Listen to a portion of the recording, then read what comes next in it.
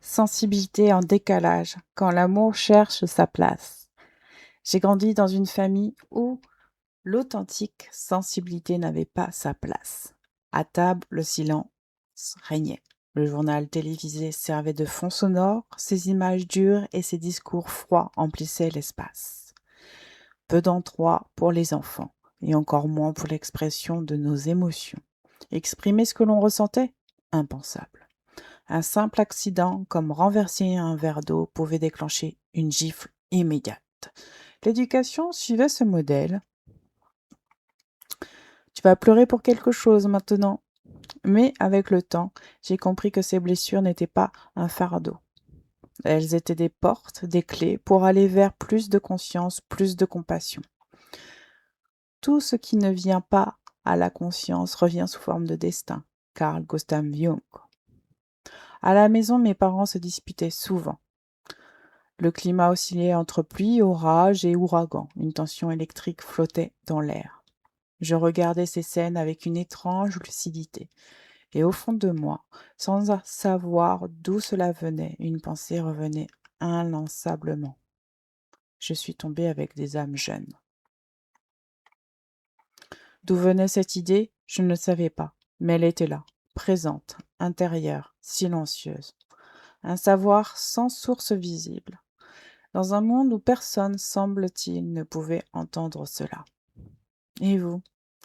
Avez-vous déjà perçu ces présences en vous qui, durant un court instant de lucidité, vous permet de regarder et de ressentir dans le monde comme une pièce de théâtre, comme si tout prenait soudainement un sens, comme si les rôles joués autour de vous n'étaient que des réflexes éphémères, et que vous étiez là, témoin, silencieux, hors du jeu, mais profondément présent.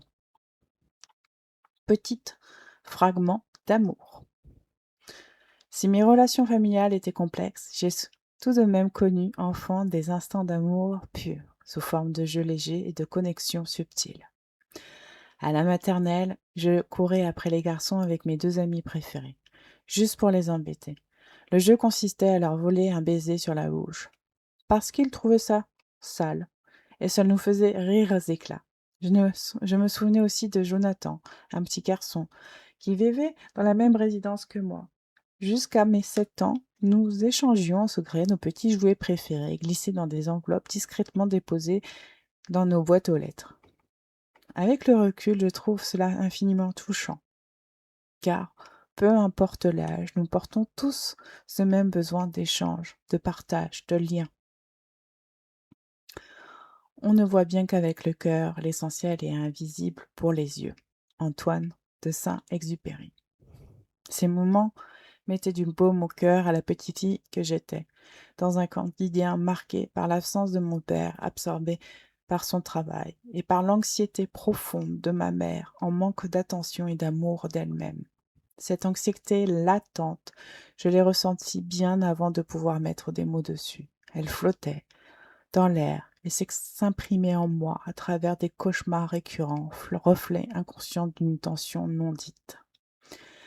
Bien plus tard, dans ma trentaine, ma mère m'a confié d'un souvenir douloureux, une crise de panique alors qu'elle me portait nourrisson dans les escaliers. Quand elle me l'a raconté, je l'ai regardée simplement et je lui ai dit: «Je sais, tu es pardonné, je sais que tu as fait de ton mieux.» Mais à cet instant, j'ai aussi compris quelque chose d'essentiel. Ma compassion ne suffirait pas. Pendant une fraction de seconde, je me suis sentie impuissante. Je venais de ressentir en profondeur que l'amour de l'autre ne dépend pas de moi et inversement. C'est à elle seule de se pardonner. Je n'étais que le miroir de sa conscience. Si je choisis de vous partager ces souvenirs, ce n'est ni pour juger, ni pour accuser, et surtout, ce n'est pas pour les regarder à travers le prisme du bien ou du mal, ou du gentil ou du méchant. Non, c'est pour comprendre et transcender, pour offrir un espace où l'on peut accueillir les ombres, sans les condamner, et reconnaître que derrière chaque comportement se cache une douleur, une mémoire, une humanité blessée. Car l'amour-compassion commence toujours par le pardon libre, un pardon sans attente, sans condition, et surtout sans le besoin d'être aimé en retour. Car l'amour-compassion commence toujours par le pardon à soi-même.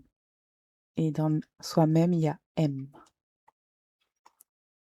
En libérant notre propre peur, notre présence libère automatiquement les autres. Nelson Mandela.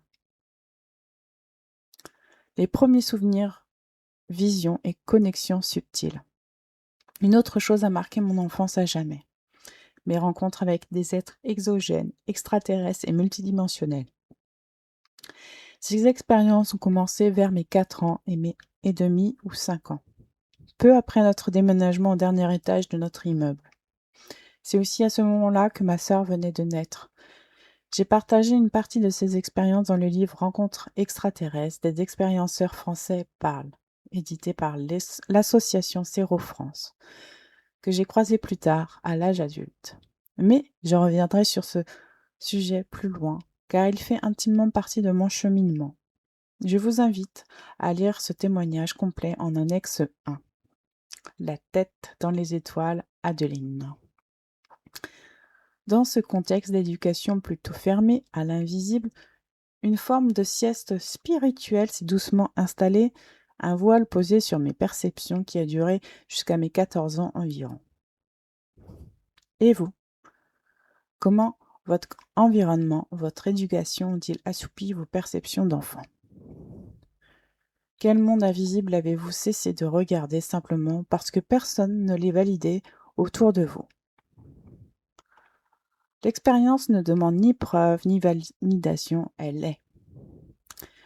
Les enfants voient la magie parce qu'ils la cherchent. Christophe Moore.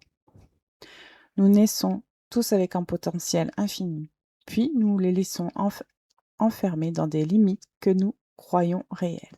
Deep Chopra. Les adultes ne comprennent jamais rien tout seuls, et c'est fatigant pour les enfants de toujours et toujours leur donner des explications. Antoine de Saint-Exupéry, Le Petit Prince.